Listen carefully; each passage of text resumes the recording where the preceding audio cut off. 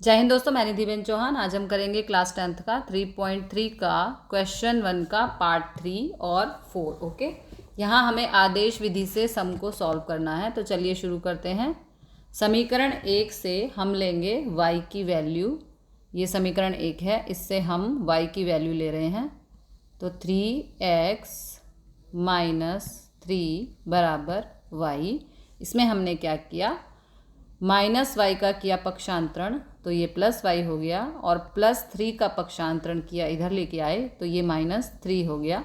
अब ये हो गई हमारी y की वैल्यू। इसे हम इस तरह लिख लेते हैं, y बराबर 3x - 3, क्योंकि जिसकी वैल्यू हमने निकाली है वो हमेशा LHS पर होना चाहिए। ओके, अब ये आया हमारा समीकरण 1 से। ठीक है, अब जो समीकरण 1 से वैल्यू आई है उसे हम पुट करेंगे समीकरण 2 में। जहाँ y है वहाँ हम रखेंगे 3x - 3। तो चलिए रख देते हैं समीकरण 2 में y बराबर 3x - 3 समीकरण 2 में रखने पर। ओके, समीकरण 2 में हमें रखना है। समीकरण 1 से हमने वैल्यू निकाली है y की, तो समीकरण 2 में रखते हैं। समीकरण 2 यहाँ पर है और ये हमारा y है। ठीक है, हमें यहाँ y की जगह रखना है 3x - 3। तो चलिए रख देते हैं 9x - 3। अब यहाँ y की वैल्यू आएगी 3x - 3 बराबर 9। ओके, अब इसे हम सॉल्व करेंगे। 9x माइनस प्लस माइनस 3 तिया 9x माइनस माइनस प्लस 3 तिया 9 बराबर 9। ओके, अब यहाँ पर +9x है और -9x है, तो ये हो गया कैंसिल। हमारा आंसर आया 9 बराबर 9। ठीक है, यहाँ हमें x की कोई कीमत नहीं मिल रही है। ठीक है, हमने यहाँ पर जो y की वैल्यू रख के x की कीमत हमें निकालनी थी, वो हमें यहाँ नहीं मिल रही है। तो इस सिचुएशन में हम कहते हैं अनंत अनंत हल हैं। तो ये क्वेश्चन यहाँ ख़त्म हुआ। अगला क्वेश्चन देखते हैं।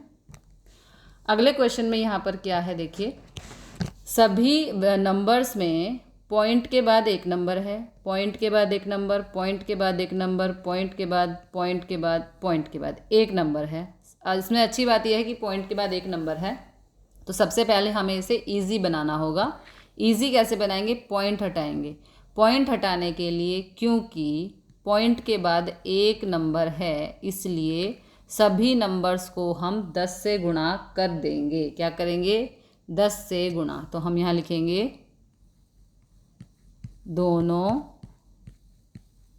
समीकरण को 10 से गुणा करने पर। यदि पॉइंट के बाद दो नंबर होते, ठीक है, क्योंकि पॉइंट के बाद सभी में एक नंबर है, यदि पॉइंट के बाद दो नंबर होते तो हम 100 से गुणा करते, लेकिन यहाँ पॉइंट के बाद एक नंबर है, इसलिए 10 से गुणा करेंगे।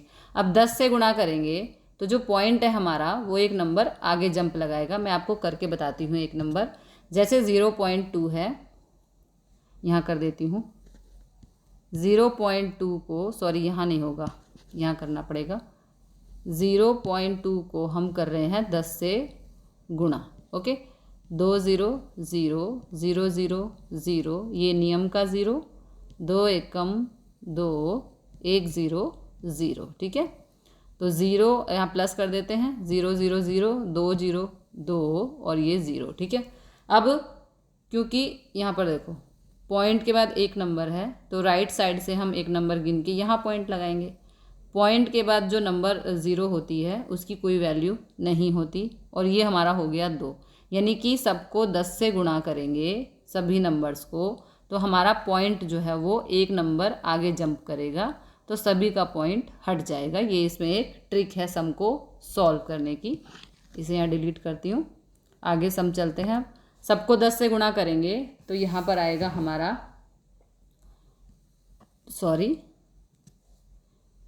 2x + 3y बराबर 13, और नीचे हो जाएगा दूसरा समीकरण 4x प्लस 5y बराबर 23। ठीक है, ये हो गया हमारा समीकरण 3 और ये हो गया समीकरण 4।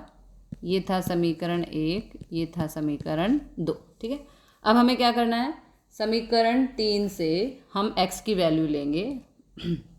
ये समीकरण 3 है, इससे हम x की वैल्यू लेंगे। कभी आप y की ले सकते हैं, कभी आप x की, जो आपको इजी लगे उससे आप वैल्यू निकाल सकते हैं। तो यहाँ पे देखो समीकरण 3 से, समीकरण 3 से x बराबर 13, ये प्लस 3y है, इसका पक्षांतरण हुआ माइनस 3y अपॉन 2, यहाँ x से गुणा हो रहा था तो यहाँ के भाग। ठीक है, ये आ गई हमारी x की वैल्यू समीकरण 3 से। अब इस वैल्यू को समीकरण 4 में रखने पर जो वैल्यू आई है हमारी x की, उसको हम पुट करेंगे समीकरण 4 में, यानी कि यहाँ x है तो हम वहाँ रखेंगे 13 माइनस 3y अपॉन 2। तो चलिए रख देते हैं, यहाँ कर देती हूँ 4 के साथ x है समीकरण 4 में और x की वैल्यू है हमारी ये वाली, तो इसको हम यहाँ पुट कर देंगे 13 minus 3y upon 2 plus 5y बराबर 23। ओके, अब इसको हम सॉल्व कर देंगे। देखो कैसे सॉल्व करेंगे। सबसे पहले ये ब्रैकेट का मतलब है गुणा, तो 2 से 4 कट गया, 2 आया, 2 एकम 2, 2 दूनी 4। ठीक है, तो यहाँ पर क्या बचा हमारा 2, 13 माइनस 3y प्लस 5y बराबर 23। ठीक है, अब इसे हम सॉल्व करेंगे आगे। 13 दूनी 26 माइनस 2 तिया 6y प्लस 5y बराबर 23। 26, 6y में से 5y माइनस किया तो यहाँ पर आया माइनस 1y, 1 लिखने की ज़रूरत नहीं है, बराबर माइनस y को यहीं छोड़ेंगे 23 माइनस 26, यहाँ प्लस का है, पक्षांतरण होगा तो माइनस का।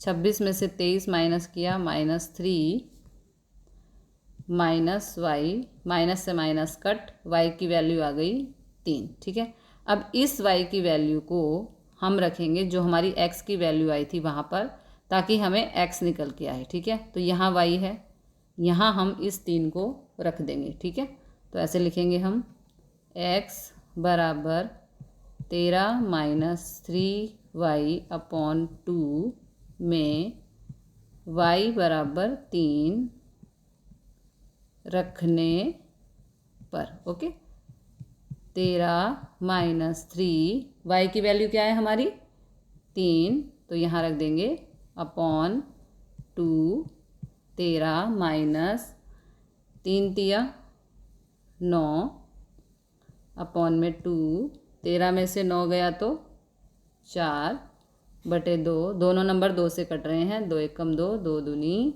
4। तो यहाँ हमारी x की वैल्यू आ गई 2 और y की वैल्यू आ गई 3। अब हमें देखना है कि क्या हमारी वैल्यू सही है या गलत है।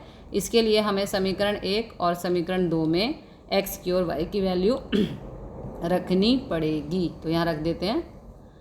सबसे पहले समीकरण 1 में, ये समीकरण 1 है, इसमें हम x की वैल्यू और y की वैल्यू को रख के देखते हैं। तो देखो यहाँ पर करेंगे, अगले पेज पर चलते हैं। ठीक है, यहाँ जगह कम पड़ेगी। तो ये हमारा समीकरण 1 है, 0.2 x प्लस 0.3y, इसमें हम रख रहे हैं x की वैल्यू और y की वैल्यू। तो 0.2 x हमारा क्या था 2 प्लस 0.3, y की वैल्यू है हमारी 3। ठीक है, इसको सॉल्व करते हैं। 0.2 को 2 से गुणा करेंगे तो आंसर आएगा 0.4। 0.3 को 3 से गुणा करेंगे तो आंसर आएगा 0.9। इनको प्लस करेंगे तो आंसर आएगा 1.3, यानी कि हमारा आंसर बिल्कुल ठीक है। दूसरा समीकरण है हमारा 0.4 x प्लस 0.5y बराबर, अब यहाँ पे हमें वैल्यूज़ पुट करनी है। 0.4, x की वैल्यू क्या है हमारी 2 प्लस 0.5, y की वैल्यू है 3। 0.4 को 2 से गुणा करेंगे तो 0.8 प्लस 0.5 को 3 से गुणा करेंगे तो 1.5, इन दोनों को प्लस करेंगे तो हमारा आंसर आएगा 2.3। ओके, तो मिलते हैं अगले क्वेश्चन के साथ अगली वीडियो में। जय हिंद, जय भारत।